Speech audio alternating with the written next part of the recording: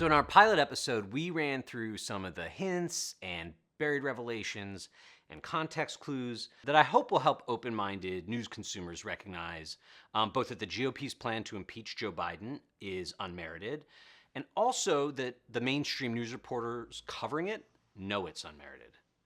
I talked a little at the end of that episode about some of the reasons why.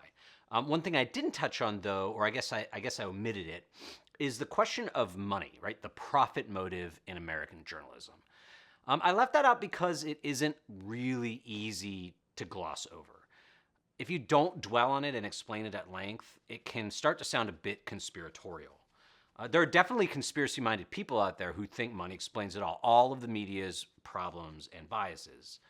I think the truth is that the impact of money in media is more attenuated than a bunch of the other incentives affecting journalism, but it's still there. So let's do this thought experiment.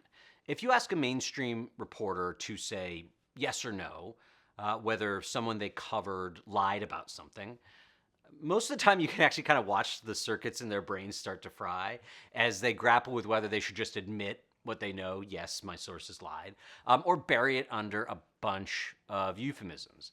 And that's all those incentives I was talking about last week. They don't want to alienate their sources.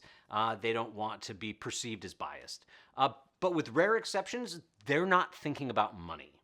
Not their own money, not the bottom line interests of their news outlets. And I say that to their credit. The purpose of this project isn't to cynically turn people against the news media the way Republicans have been doing for the last 40 or 50 years.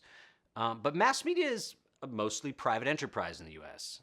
It can't operate without money, and it can't make money without consumers. And there definitely is a connection between that elemental fact about the journalism industry and coverage of the Biden impeachment. So let's talk a little bit about how that works. If you think through what would happen if Kevin McCarthy announced that Republicans would investigate whether the moon was made of cheese.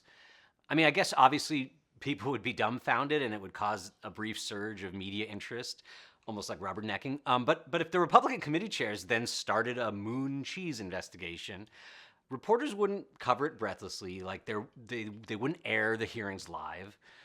They would say the moon is not made of cheese, and then they'd move on.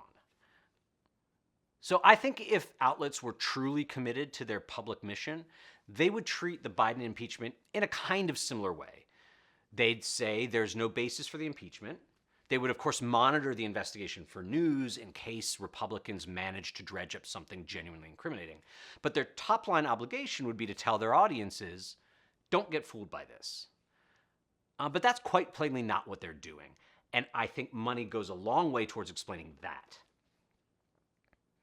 If the big political news desks were to collude with each other in some unseemly way and resolve not to mislead their audiences about the Biden impeachment, including by not treating it as a well-predicated, valid investigation, the public would actually be better informed.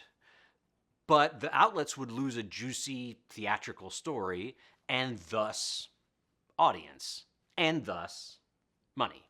And since they're definitely not going to collude with each other in this way, they're all going to cover it as if it were in the urgent public interest. Right? If the New York Times took a stand on principle and said, we're going to ignore this story unless and until Republicans substantiate some wrongdoing, people would gravitate to the Washington Post or wherever else. So that's why it's this big daily news story in every mainstream outlet.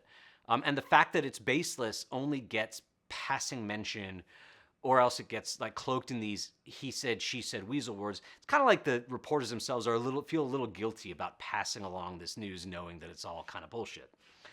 So for instance, here's a Washington Post piece from a couple weeks back called Double Blows of Inquiry and Son's Indictment Create a Tough Stretch for Biden.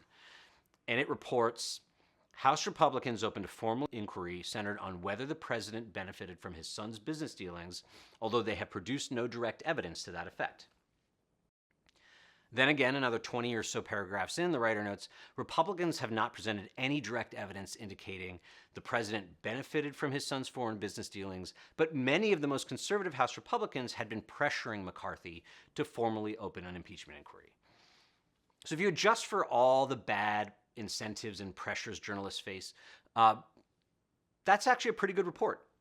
You can contrast it to, for instance, this piece in Reuters, which sort of abstracted the whole impeachment spectacle from the realm of reality into this meta world where facts don't matter. So Reuters reports, even if it turns up no concrete evidence of wrongdoing, which of course it hasn't, the probe should draw heavy media attention, especially in conservative news outlets. This could pull attention away from Biden's 2024 campaign messages on the economy and other issues. And later the piece adds, the White House and Democratic lawmakers have said there is no such evidence and point out that Trump has been charged in 4 criminal cases this year, with trials looming even as he campaigns to regain the presidency. Democrats said one thing, Republicans said another. Who's right? Who's wrong?